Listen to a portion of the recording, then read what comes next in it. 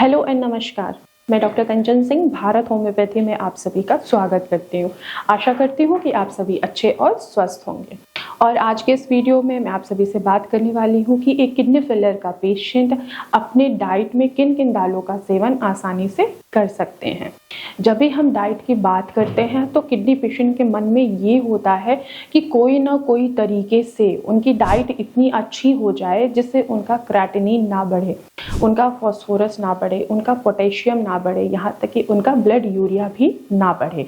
तो आज मैं इसी टॉपिक से बात करने वाली हूँ कि एक किडनी फेलियर का पेशेंट कौन कौन सी दालों का सेवन आसानी से कर सकता है। बहुत सारे ऐसे पेशेंट हैं जिनको अपनी डाइट को लेके बहुत सारे सवाल होते हैं। उनमें से एक सवाल है दाल के बारे में। उनको वेजिटेबल्स पता होती हैं, उनको फ्रूट्स पता होता है, पर उनको दालों के बारे में कुछ पता नहीं होता है। अरहर की दाल भी खाते हैं, चने की भी दाल खाते हैं, मोठ की दाल, मूंग की दाल, हर तरह की दालों का वो सेवन करते हैं। फिर उनको देखने को ये मिलता है कि उनका जो क्रेटिनिन पहले से बढ़ रहा है वो और भी ज़्यादा बढ़ा हुआ नजर आता है। तो आज मैं इन्हीं दालों के बारे में बात करने वाली हूँ कि एक किडनी फेलियर का पेशेंट कौन कौन से दालों का सेवन कर सकता है।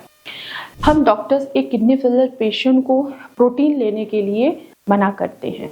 अब प्रोटीन लेने के लिए हम इसलिए मना करते हैं क्योंकि बॉडी ऑलरेडी आपके वेस्ट प्रोटीन को बाहर नहीं निकाल पा रही है और आप एक्सेस मात्रा में प्रोटीन का सेवन करेंगे तो इससे आपका क्रेटिनिन बढ़ेगा, ना कि वो कम होगा, और जीएफआर भी आपका बढ़ने के बजाय कम होता हुआ नजर आएगा। तो आप दालों में आप येलो मूंग की दाल का आसानी से सेवन कर सकते हैं। येलो मूंग की दाल में लाइट प्रोटीन होता है, ये फाइबर से भरपूर होता है और इनमें फास्फोरस और पोटेशियम की भी मात्रा कम होती है।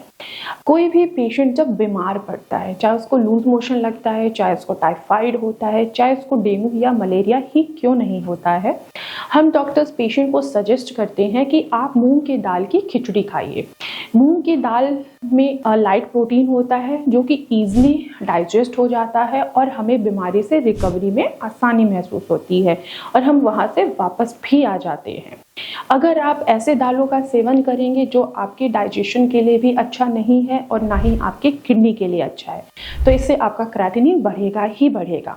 तो आप किडनी के पेशेंट हैं तो आप सिर्फ येलो पीली मूंग की दाल का ही सेवन करें। इनमें लाइट प्रोटीन होता है, इनमें फाइबर होता है, इनमें लो पोटेशियम भी पाया जाता है जो आपके बढ़ते हुए लेवल को बढ़ने नहीं देगा और क्या करेगा, बैलेंस करेगा।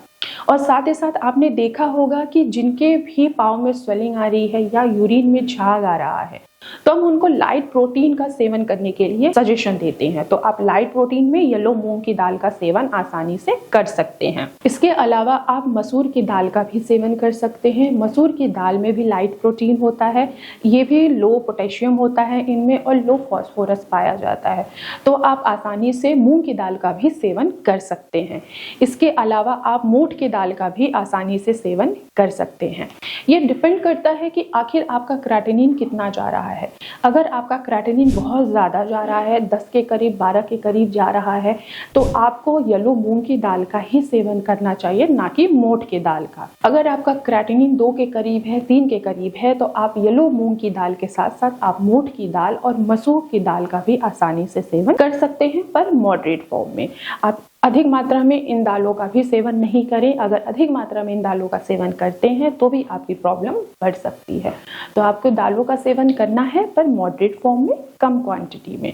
तो मैं आशा करती हूँ कि आप लोगों को समझ में आया होगा कि एक किडनी फेलियर का पेशेंट किन किन दालों का सेवन आसानी से कर सकता है। तो आज की वीडियो में बस इतना ही, फिर मैं मिलूंगी नेक्स्ट वीडियो में। तब तक के लिए धन्यवाद।